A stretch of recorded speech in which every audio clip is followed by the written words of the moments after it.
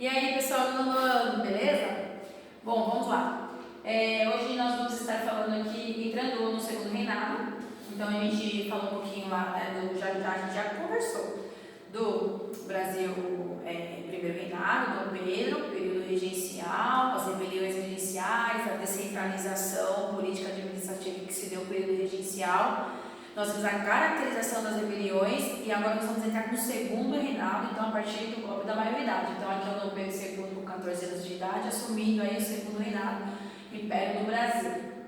Bom, nós vamos dividir aí em vários momentos para estudar o segundo reinado, tudo bem? Então nós temos que ver aqui a sociedade, a economia e ver a política do Dom Pedro II. Hoje nós vamos falar um pouquinho sobre a economia. Então a gente sabe que na decadência do ciclo do açúcar, né, o ciclo que acabou aí vamos dizer, fundido junto com o ciclo da mineração, nós temos aí a entrada no Brasil, então a partir de 1720, 1719, a entrada do café como o ciclo econômico mais forte da história do Brasil. Então o café ele vai ser preponderante nessa metade do século XIX para frente, no período do segundo reinado inteiro, até 1930. Um grande exportador de café, uma monocultura, e vai ser a base principal econômica aqui da nossa história, tá? Esse ciclo econômico aí, que é o ciclo do café. Então, a estrutura socioeconômica nossa do café está ligada diretamente à escravidão. A mão de obra escrava, ela é necessária para a produção do café. Necessária sim, em termos necessária naquele momento do contexto histórico, certo? Então, a vinda de escravos, a maior vinda de escravos para o Brasil está ligada diretamente ao processo, então, latifundiário, né? Ao processo aí de monocultura do café. Então, a gente tem que observar isso, que uma coisa está ligada à outra. A questão socioeconômica, ela está na base dela, a questão da escravidão no Brasil.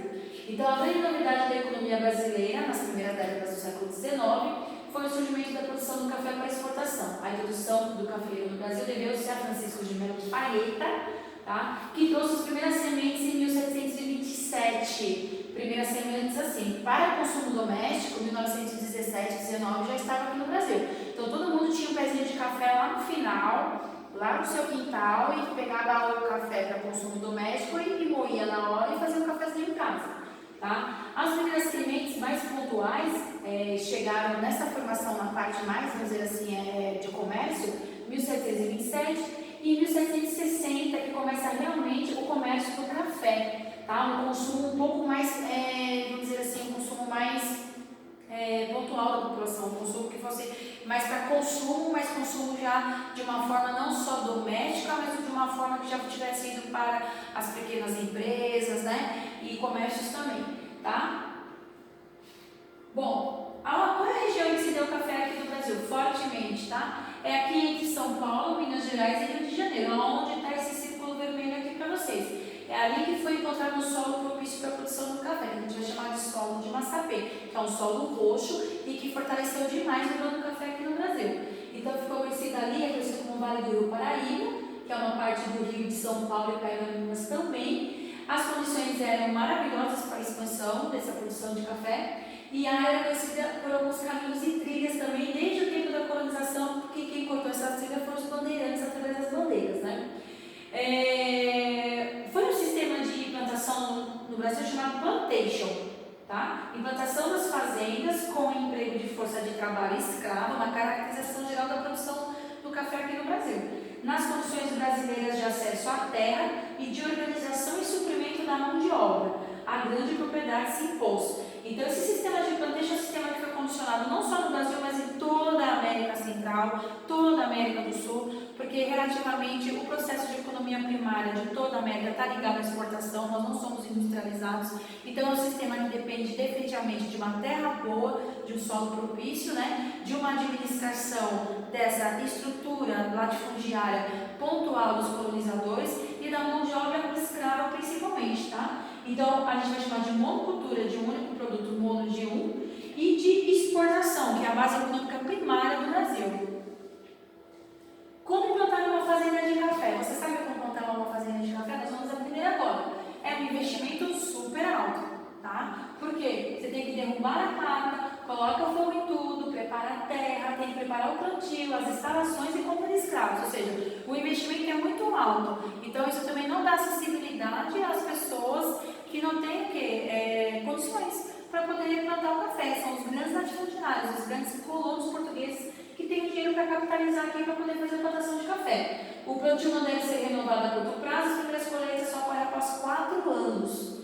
Os recursos para se plantar uma fazenda vinha de poupança obtida com a grande expansão do comércio após a vinda de Dom João VI. Vamos lembrar aqui do sistema mercantilista, né? A gente ainda está ali, ó, perto da Revolução Francesa, mas estamos no sistema mercantilista, que parte do pressuposto que quanto mais eu acumulo dinheiro, mais rico eu sou. E essa acumulação se dá na expansão do comércio. Então, a nobreza, a burguesia, que estava em ascendência na Idade Moderna, ela capitalizou muito recurso para poder financiar essas monoculturas nas suas colônias. O Brasil é uma. Técnicas bastante simples de cultivo do café, que existem até hoje, depredação do solo, lixada, foice, arado. Só a partir de 1870 é que a gente tem uma preocupação em relação à produtividade da terra e também a melhoria de qualidade dos equipamentos em tecnologia com café. O plantio era feito com uso de mudas e não se fazia nem mesmo alinhamento delas, e seguir os costumes existentes, o intervalo da terra entre os pés de cafés novos, né? Então, ou seja, você faz uma fileira de plantação de café, uma fileira de plantação de um outro produto. Esse outro produto que cresce faz sombra para o café, e você dá tempo da terra descansar para depois alternar essa produção do café novamente, tá? Em média, o escravo tratava de 4.000 a 7.000 pés de café sozinho, porque era um trabalho compulsório, né? Esse cara não descansa. E depois que era retirado esses grãos, ele é exposto no sol para secagem nos terreiros, e a princípio da terra e depois da pedra, tijolo levando a 30 a 90 dias a secagem desse grão.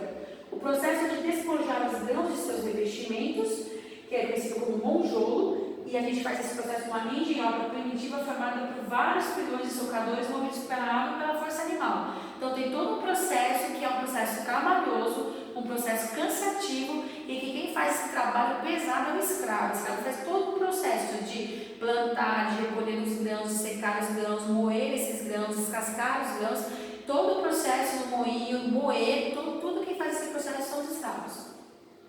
Bom, do ponto de vista socioeconômico e complexo, o cafeiro abrangia um leque de atividades que deslocou definitivamente um polo dinâmico do país para o centro-sul, ou seja, houve um deslocamento desse eixo econômico, tá? Então ele desceu do Nordeste e veio para o Sudeste. Por quê? Porque o Brasil tinha uma economia fragilizada, né? Então vai ascendendo a cidade urbana e a classe oligárquica, né? A parte da burguesia vai ascendendo aonde o polo econômico ele está emergente, ele está o quê?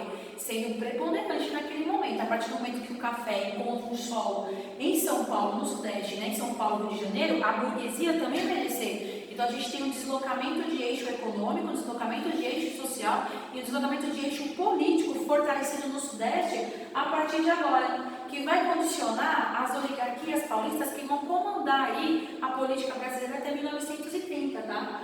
Então, os fazendeiros do Vale do Paraíba receberam benefícios do poder central e sua vaidade foi afogada com a concessão de títulos de nobreza. Ou seja, o Dom Pedro II precisava dessa elite fortalecida, essa elite dava o retorno financeiro para ele e ele dava o quê? Um enquadramento de status quo nessa sociedade política. Então, era uma troca que tinha entre a burguesia e uma troca que tinha com quem? Com a parte econômica do Estado de Dom Pedro II. Tudo bem? Bom, hoje, gente, a gente viu aqui a importância do café e na próxima aula a gente vai estar falando um pouco da política do Dom Pedro II. Um beijo, um abraço no coração de vocês.